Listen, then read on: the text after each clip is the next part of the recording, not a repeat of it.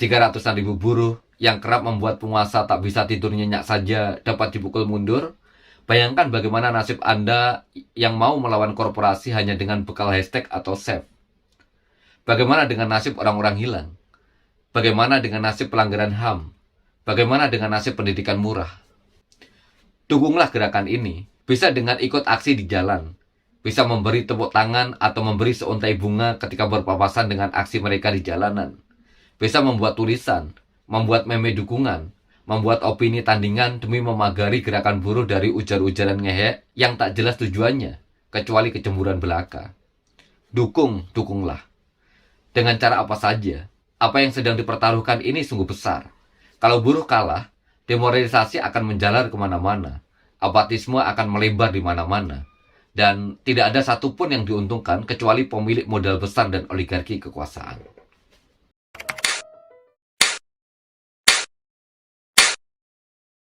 Setiap kali kaum buruh berjuang dengan cara turun ke jalan, setiap kali itu juga pihak-pihak yang tidak suka dengan aksi buruh buka suara. Tidak hanya kalangan pengusaha yang mengancam akan melakukan PHK, pemotongan upah, hingga melaporkan secara pidana ketika buruh melakukan aksi. Kalangan yang biasa disebut kelas menengah ngehe pun memberikan komentar yang menyakitkan. Kelas menengah ngehe ini begitu nyinyir menanggapi aksi buruh yang sedang memperjuangkan peningkatan kesejahteraan. Mereka menganggap kaum buruh tidak tahu diuntung, tidak bersyukur, bodoh, dan bahkan meminta pengusaha untuk melakukan PHK saja terhadap buruhnya. Mereka, kelas menengah ngehe itu, sering mencibir gerakan buruh yang dianggapnya hanya minta upah naik tetapi minim keterampilan. Harusnya bersyukur, gue aja yang gajinya di bawah 3 juta nggak protes kok. Demikian mereka berargumentasi. Pertanyaannya, apakah dia tahu 3 juta kalau bekerja di Jabodetabek berarti di bawah upah minimum? Padahal membayar upah di bawah upah minimum adalah sebuah tindak pidana kejahatan. Jika buruh upahnya dibayar di bawah upah minimum, kemudian kita hanya diam, itu bukan bentuk syukur, tetapi sebuah kebodohan yang sempurna. Bahkan bisa saja dikatakan sebagai sikap pengecut. Lalu mereka bilang, nuntut kesejahteraan tapi aksinya sambil naik ninja. Makanya hidup hemat, jangan boros. Makanya jangan jadi buruh, mending bikin usaha. Dan ucapan-ucapan lain yang benar-benar ngehe itu. Tentu saja, semua apa yang dikatakan itu tidak sepenuhnya benar. Buruh itu produktif sekali. Buktinya sepatu, baju, laptop, motor, mobil, bahkan pesawat terbang, semuanya diproduksi oleh buruh. Jadi jangan salah, motor ninja juga buatan buruh. Nggak ada aturan yang melarang buruh beli Kawasaki. Ngirim sebagian upah ke keluarga yang ada di desa, itu bukan boros, tapi sikap yang mulia. Kamu juga harus tahu, apa saja yang dihasilkan dari perjuangan buruh ketika turun ke jalan. Sekarang ini, tiap tanggal 1 Mei ditetapkan sebagai hari libur, Hari Buruh Internasional. Jam kerja yang hanya 8 jam, berbagai macam cuti, kebijakan upah minimum, hingga THR, semuanya adalah hasil dari perjuangan kaum buruh. Jadi, kalau masih ada yang nyinyir dengan aksi buruh, sama saja tak tahu diuntung. Hasil perjuangan buruh dinikmatinya tanpa tahu malu, tetapi yang sedang berjuang dihinakan. Buat kamu yang tinggal di kota-kota industri, sering merasakan kemacetan di beberapa ruas jalan akibat demonstrasi yang dilakukan buruh. Ada banyak sekali tuntutan yang disuarakan dalam demo buruh.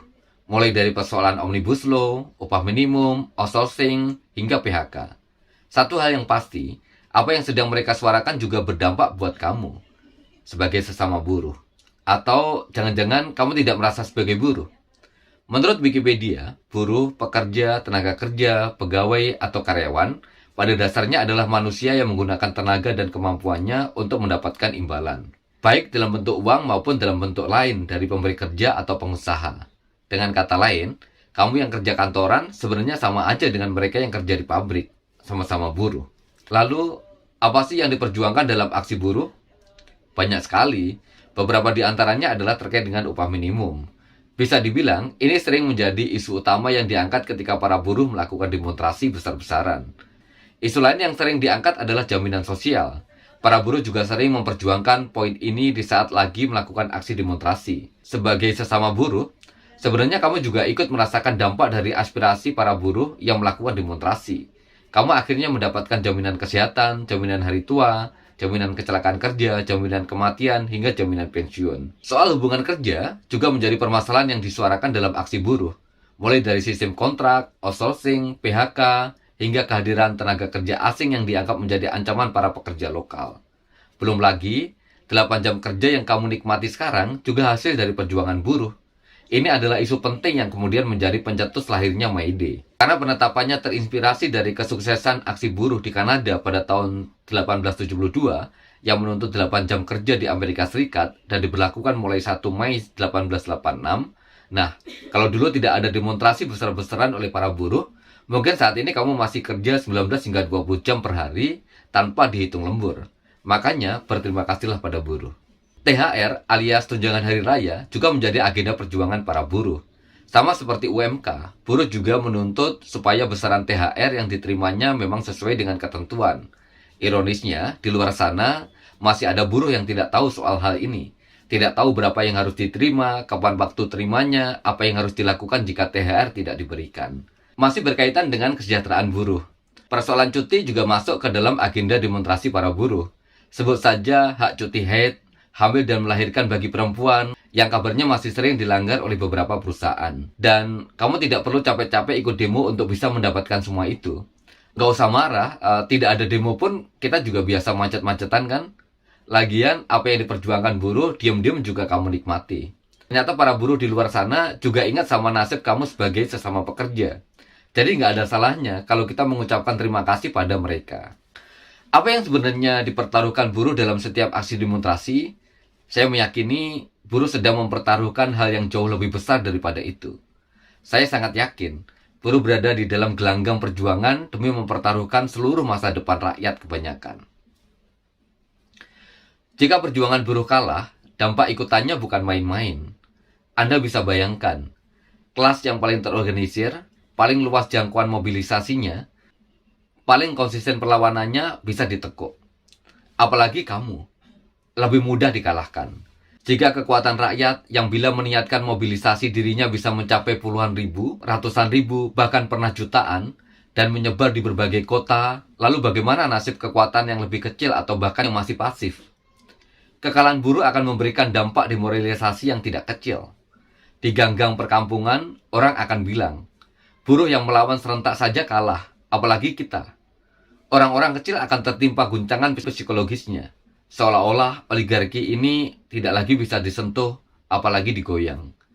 Jujur sajalah, dengan segala kerendahan hati, buruh nyatanya memang kekuatan paling terorganisir di masa ini. Jujur sajalah, walau kebanyakan mereka cuma tamatan SMA, nyatanya mereka bisa membangun organisasinya lebih luas dibandingkan dengan kita yang konon membaca ratusan buku politik. Terlepas semua kekurangannya, buruh masihlah kekuatan yang paling terorganisir. Saya juga akan bilang, mencibiri gerakan buruh adalah kecelakaan yang fatal. Apakah dengan mencibiri gerakan buruh akan membuat kekayaanmu melonjak? Katakanlah dokter yang mengeluh membandingkan pendapatannya, apakah bila upah buruh berhasil ditekan, otomatis tiba-tiba meraih berbagai fasilitas ini dan itu. Apakah karena buruh bisa dikalahkan, lantas biaya kuliah Anda yang mahal itu akan dikembalikan? Tidak. Katakanlah wirausahawan kecil mandiri. Apakah akan menjadi makmur bila pemerintah mampu menekan buruh? Akan lebih mudahkah bersaing dengan produk sejenis dari korporasi besar? Apakah produk Anda akan lebih tangguh di pasar? Tidak. Katakanlah juga Anda jajaran profesional muda. Apakah perusahaan tempat Anda bekerja akan menjamin Anda bebas dari ancaman PHK kalau gerakan buruh bisa ditebas? Apakah segalanya menjadi lebih baik jika buruh kalah dan rakyat tak punya tauladan lagi dalam memperjuangkan hak-haknya atas kehidupan yang lebih baik? Jawabannya sama, tidak. Maka dukunglah kekuatan rakyat yang sedang tumbuh ini. Bila Anda dokter, suatu hari Anda bisa pula menagih solidaritas atau malah bergabung dengan serikat buruh. Karena dokter hanya dibayar setara upah parkir sejak skema BPJS dijalankan misalnya. Anda guru honorer, Anda juga akan bisa menagih bantuan serupa agar status Anda diangkat. Jika Anda pedagang kecil, Anda pun bisa meminta hal yang serupa. Belajarlah dengan rendah hati dari gerakan para buruh. Kenapa organisasi mereka bisa besar, sementara Anda begitu sukarnya menyatukan individu-individu pekerja kerah putih di kantor Anda. Belajarlah kepada gerakan buruh betapa mereka bisa menggunakan kekuatan politiknya demi mengubah nasib. Bukan hanya elit negeri ini saja yang bisa menggunakan kekuatan politiknya demi memperkaya diri.